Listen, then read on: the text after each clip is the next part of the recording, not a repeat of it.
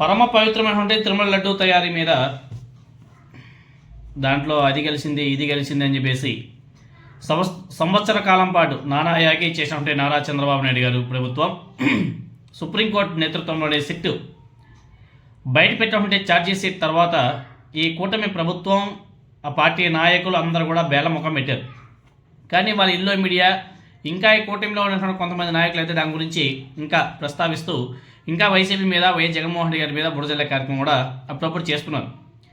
జంతు కొవ్వు లేదని చెప్పేసి తేలడంతోనే ఆ అంశాన్ని పక్కన పెట్టి ఇంకా అత్యంత దారుణంగా లడ్డూ నెయ్యిలో బాత్రూమ్ క్లీనింగ్ రసాయనాలు ఉన్నాయని చెప్పేసి నారా చంద్రబాబు నాయుడు గారు ఫ్యూ డేస్ బ్యాక్ ఎటువంటి కామెంట్ చేశారో మనం చూసాం. తిరుమల లడ్డూ అంశాన్ని రాజకీయ అస్త్రంగా మలుచుకున్నటువంటి తెలుగుదేశం పార్టీ ఆ అంశాన్ని అనూహ్యంగా అసెంబ్లీ బడ్జెట్ సమావేశాల్లో ఆ అంశాన్ని ప్రస్తావించకుండా దూరంగా ఉండడం రాజకీయ వర్గాల్లో చర్చనీయాంశమైంది. ఎందుకంటే చంద్రబాబు నాయుడు గారు, పవన్ కళ్యాణ్ గారు వీళ్ళందరూ కలిసి ఒకసారి మీటింగ్ పెట్టారు. క్యాబినెట్ మీటింగ్లో కూడా ఈ లడ్డూ ప్రస్తావన గురించి చర్చించుకున్నారు. దీని గురించి మేము అసెంబ్లీలో మాట్లాడతామని చెప్పేసి కూడా పవన్ కళ్యాణ్ గారు అనేక సందర్భాల్లో చెప్పడం జరిగింది. ఈవెన్ చంద్రబాబు నాయుడు గారు కూడా లడ్డూ కల్తీ గురించి అసెంబ్లీలో చర్చిస్తామని చెప్పేసి కూడా మాట్లాడాడు. కానీ అక్కడ దీని గురించి చర్చలు లేవు. ముఖ్యంగా నారా చంద్రబాబు నాయుడు గారు ఢిల్లీ పర్యటన తరువాత ఆయనలో కొంత మార్పు కనిపిస్తుంది. ఆ మార్పుకి అనేక ఊహాగానాలు కూడా వినిపిస్తున్నాయి. ఈ నెల 10వ తేదీన ఢిల్లీ పర్యటనలో చంద్రబాబు నాయుడు గారు కేంద్ర హోంమంత్రి అమిత్ షా గారిని అదేవిధంగా చాలామంది ప్రముఖులు కూడా కలిశారు. అమిత్ షాతో సుమారు గంట పాటు జరిగినటువంటి సమావేశంలో శ్రీవారి లడ్డూ వ్యవహారంతో పాటు రాష్ట్ర రాజకీయ పరిణామాల మీద కూడా కొంచెం సీరియస్గానే చర్చలు కూడా నడిచాయంట.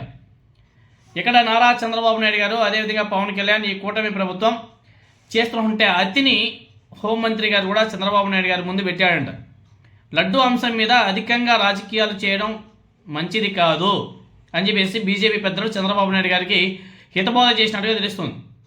ముఖ్యంగా సుప్రీంకోర్టు ఆదేశాల మేరకు దేశ అత్యున్నత న్యాయస్థానం పర్యవేక్షణలో ఏర్పడినటువంటి సిబిఐ సిట్ ప్రక్రియ మీద రాష్ట్ర ముఖ్యమంత్రి గారు గౌరవం చూపాల్సింది పోయి దాన్ని ధిక్కరించేలా తప్పు పట్టేలా వ్యవహరించడం రాష్ట్ర ప్రభుత్వానికి కేంద్ర ప్రభుత్వానికి మర్యాదపూర్వక పరిస్థితి కాదు, అది మర్యాదకరం కూడా కాదు అని చెప్పేసి కేంద్ర పెద్దలు చంద్రబాబు నాయుడు గారికి చెప్పినట్టుగా తెలుస్తుంది.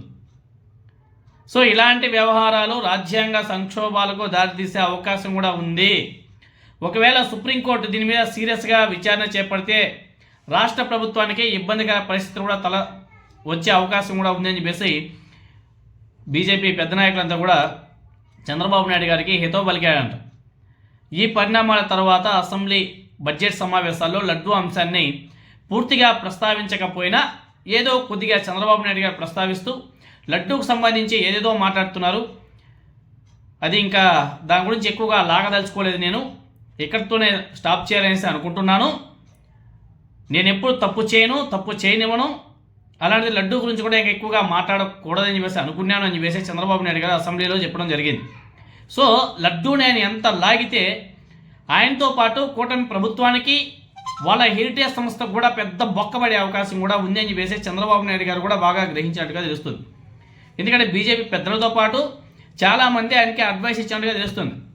ఎందుకంటే గత కొద్ది రోజుల నుంచి వైసీపీ నాయకులు హెరిటేజ్ సంస్థ చేస్తున్నటువంటి అవతకల మీద చాలా సీరియస్గా ఫోకస్ చేసి దాన్ని బాగా ఎస్టాబ్లిష్ చేస్తున్నారు, బాగా ఎక్స్పోజ్ చేస్తున్నారు. ప్రజలకి అందరూ కూడా తెలిసే విధంగా చేశారు. హెరిటేజ్కి, బోలేబాబా డైరీకి, అదేవిధంగా ఒక డైరీ ఉంది, దానికి సంబంధించి హెరిటేజ్ సంస్థలో బాగా మంచి భాగస్వామ్యం ఇటువంటి వాటన్నిటిని కూడా బాగా ఎక్స్పోజ్ చేశారు. ఇలా ఎక్స్పోజ్ చేయడం వల్ల ఇప్పుడు నారా చంద్రబాబు నాయుడు గారు బ్యాక్ స్టెప్ వేసినట్టుగా తెలుస్తుంది. అదేవిధంగా కేంద్ర పెద్దల ఆదేశాలతో లడ్డు వ్యవహారాన్ని ప్రభుత్వ స్థాయిలో కాకుండా తెలుగుదేశం పార్టీ మీడియా వేదికల ద్వారా కొనసాగించాలనే ఆలోచన తెలుగుదేశం పార్టీ వర్గాల్లో ఉన్నట్టుగా కూడా తెలుస్తుంది. ముఖ్యంగా ఈనాడు, ఆంధ్రజ్యోతి, టీవీ5 వంటి పత్రికలు, ఛానళ్ల ద్వారా ఈ అంశాన్ని అలా కొనసాగించాలనే నిర్ణయాన్ని కూడా వచ్చేట్టుగా తెలుస్తుంది. సో ఢిల్లీ పర్యటన తర్వాత లడ్డూ అంశం మీద చంద్రబాబు నాయుడు గారి స్వరం మారిపోయినా వాళ్ళ మీడియా ద్వారా దీని అయితే బాగా ఇంకా హైలైట్ చేయాలని చెప్పేసి అనుకుంటున్నారు. మీడియాలో దీని గురించి ఎప్పుడు అంటే రాబోయే ఎలక్షన్ వరకు నాంతూనే ఉండాలా అన్న ఉద్దేశంతో నారా చంద్రబాబు నాయుడు గారు వాళ్ళ మీడియా సంస్థలు కూడా ఏదో ఇన్స్ట్రక్షన్ ఇచ్చినట్టుగా తెలుస్తుంది. కానీ తెలుగుదేశం పార్టీ నాయకులు మాత్రం మాట్లాడకపోవచ్చేమో, కూటమి ప్రభుత్వం నుంచి కూడా ఎవరు కూడా మాట్లాడకపోవచ్చేమో, కానీ వాళ్ళు మీడియా ద్వారా అయితే దాని గురించి బాగా ఎక్కువగా మాట్లాడిస్తారు. అదేవిధంగా ఈ హెరిటేజ్ సంస్థలో ఏదో కెమికల్స్ అనేసి ఏదో మాట్లాడుతున్నారు. ఇంకా తెలుగుదేశం పార్టీ అధికారంలో ఉన్నప్పుడు నారా రోహిత్ గారి సినిమాలు ఎక్కువగా రిలీజ్ అవుతుంటాయి. అదేవిధంగా తెలుగుదేశం పార్టీ అధికారంలో ఉన్నప్పుడు ఏది ఇందాపూర్ డైరీ నుంచి ఎక్కువగా నెయ్యి తిరుమలకి సరఫరా అవుతుందంట. ఎందుకే ఇందాపూర్ డైరీ కథ ఏంటంటే మరి దీనికి లింక్ ఉంది. హెరిటేజ్కి, ఇందాపూర్కి, బోలే బాబాకి అంతా కూడా ఇంటర్లింకే. మేబీ ఇవన్నీ ఎక్స్పోజ్ అవడం వల్ల నారా చంద్రబాబు నాయుడు గారు బ్యాక్ స్టెప్ వేసినట్టుగా తెలుస్తుంది. అదేవిధంగా ఈ హెరిటేజ్ షేర్లు ఏకదమ్లో ఒకేసారిగా అన్ని ఢమాలు అవుతున్నాయి, బీభత్సంగా పడిపోతున్నాయి.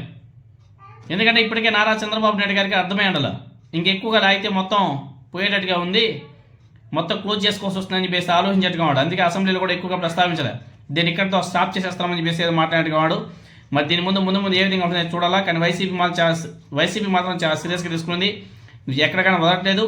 బోలే బాబా, ఇందాపూర్, హెరిటేజ్ ఈ 3 సంస్థల యొక్క భాగవతాలన్నీ కూడా చాలా విషయాలు బయటపెట్టారు. కానీ వైసీపీ అధికారంలోకి వస్తే మాత్రం చాలా ఎఫెక్ట్ అనేది ఉంటుంది. ఈ బోలే బాబాకి, ఇందాపూర్కి, అదేవిధంగా హెరిటేజ్కి అయితే చాలా గట్టిగా అయితే దెబ్బ అయితే ఉంటుంది. ఏదైతే స్కిల్ స్కామ్ జరిగిందో, నారా చంద్రబాబు నాయుడు గారు ఏ విధంగా షెల్ కంపెనీని స్టార్ట్ చేసి ఏ విధంగా డబ్బులు మళ్ళించాడో సేమ్ అలానే ఇది కూడా సేమ్ యాస్టీస్గానే మేబీ దీంట్లో కూడా లాగే కొద్దీ చాలా విషయాలు బయటకు వచ్చే అవకాశం కూడా కనిపిస్తుంది. చూడాలి ముందు ఎలా